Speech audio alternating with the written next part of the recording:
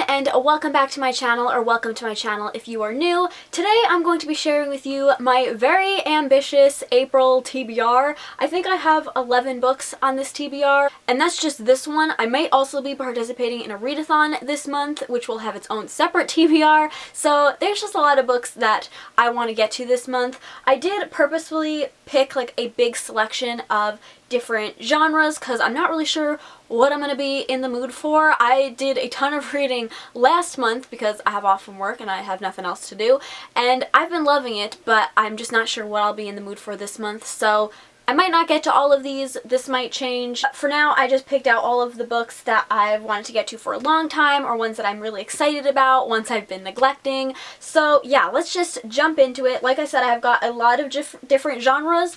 So I'm going to start off with poetry, which is a genre that I don't read from at all, really. So I've got these like little poetry collections of specific poets. So I picked out two of them. I have four, but I'm just going to start with two for now. The first one is Emily Dickinson. I've never read any of her work.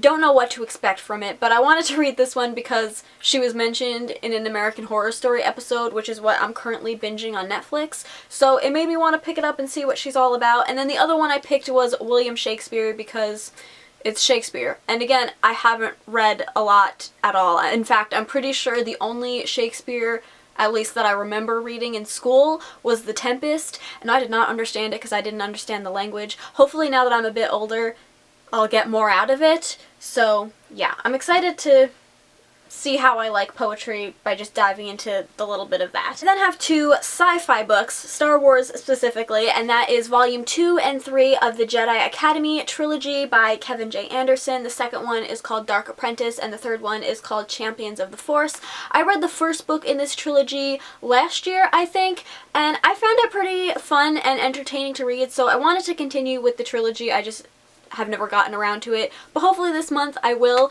This definitely is not canon. I don't know if it ever actually was, but it definitely isn't now. In this series, it takes place after the Return of the Jedi, and like Han Solo and Princess Leia have gotten married, and they had like twins, and then they had a third kid that they called Anakin, so it followed like that storyline that I'm pretty sure was originally canon, but obviously is not anymore. So yeah, like I said, these were just kind of fun little reads that I want to just finish out the series because it was just fun. Then have one dystopian book because dystopian used to be my favorite genre, but I don't think I read one dystopian book last year, which is a little disturbing. So it really has to change in 2020. So I think this month I'm going to pick up The Rule of One by Ashley and Leslie Saunders. I am pretty sure the publisher sent me this quite a while ago when it first came out. And in this world, or in this future of our world, you're only allowed to have one child. So we're following twins that when they go outside, only one at a time, they have to pretend like they're one person.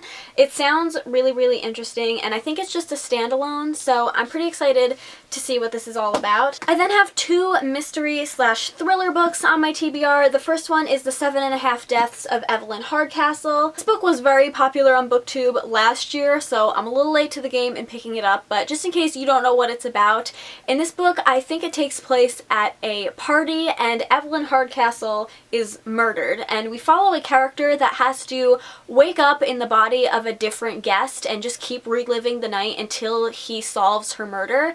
It's been compared to Agatha Christie and Clue, which are two of my favorite things, so I am super excited to read this book. It sounds like it was written for me, so I really hope it holds up to my expectations. And then the other book I have is Gone Girl by Gillian Flynn. This is of course like a classic in the thriller genre that, again, I'm very late to the game in reading, but I read The Grown Up by Gillian Flynn last year, and I really enjoyed it. It was just a short story, so I'm interested to see what she does in a full-length novel. I really hope I like this. I then have two Disney novels on my TBR. The first one is Forest of Shadows. This is a Frozen 2 novel. I'm not really sure what to expect from this. I think it's going to be kind of like a little like side quest that like goes off from the movie, but I'm not really sure. Either way, I picked it up at a huge discount from like Michael's craft store. Who'd have thunk I'd ever be buying books from a craft store, but it was super cheap, so I figured I'd pick it up. And usually these like Disney novel adaptations are either really, really good or I really, really don't like them. Hopefully this is one that's really, really good. And then the other one we have is Mirror Mirror by Jen Kalanita. I don't know if I said her name right, sorry. This is the like 6th or 7th book in the Twisted Tales series. They started releasing like multiples of them a year and I'm really behind in them now. I think I've only read the first 4, but this one is obviously about Snow White. If you don't know what this series is about, it's a series of companion novels and each one kind of puts a twist on a Disney classic. So this one is obviously Snow White and the tagline for it is, "What if the evil queen poisoned the prince?" So this is another one where I read 2 of the books in this series and loved them, and then I read 2 which I did not like as much. So again, hopefully this is one that I do like. Lately, I've been really in the mood for like contemporary romances or just like realistic fiction with some kind of romance in it, which I have quite a few on my TBR, so I might pick out some other ones, but there's only one specifically that I really wanted to get to this month, and that is Starry Eyes by Jen Bennett. I'm pretty sure I own every single novel that Jen Bennett has put out, and I've only read Alex Approximately, which I really liked, but I really want to get to her other books as well and see if I like them just as much. So in this book, I think we follow 2 characters who really don't like each other, but I don't know if it's like for school or something, but they end up going on like a camping trip that goes south, and I think they end up like stranded or something. So not only do they have to survive spending time with each other when they really don't like each other, but they also have to like survive the elements. It sounds really cool, and I haven't read a like hate to love story in a while, so I really hope this is a good one. And then the final book on my TBR is a historical fiction novel, and it is also a pretty chunky book because I figured I should probably try and tackle some of my bigger books since I've got nothing better to do. So the one that I picked out specifically was The Nightingale by Kristen Hanna. Like I said, this is a historical fiction novel. I think it takes place during World War II in Paris, and we follow 2 sisters. That's all I know about it. So many people love this book. Like, I don't think I've seen anybody give this less than a 4-star rating, so I am very excited for this. I love Paris and anything set there, so even though I'm not like the biggest historical fiction person, I also said that, and then I read The Book Thief, which I loved, so I'm hoping the same thing will happen with this book, where it's gonna surprise me because I think I don't like historical fiction, but like maybe I actually do. So yeah, I'm pretty excited for this. But it is very chunky. It's over 500 pages. But yeah, I've got nothing else to do, so may as well read it. So those are all of the books on my April TBR for now. I might knock all these books out in the next like 2 weeks and then I can post another TBR video. That probably won't happen, but you never know. So that is all for this video. Leave me a comment down below and let me know if you've read any of these books and what you thought of them. Also let me know which ones I should prioritize and get to first. I hope you guys enjoyed this video. If you did, please give it a thumbs up and subscribe if you haven't already, and I'll see you in my next one. Bye!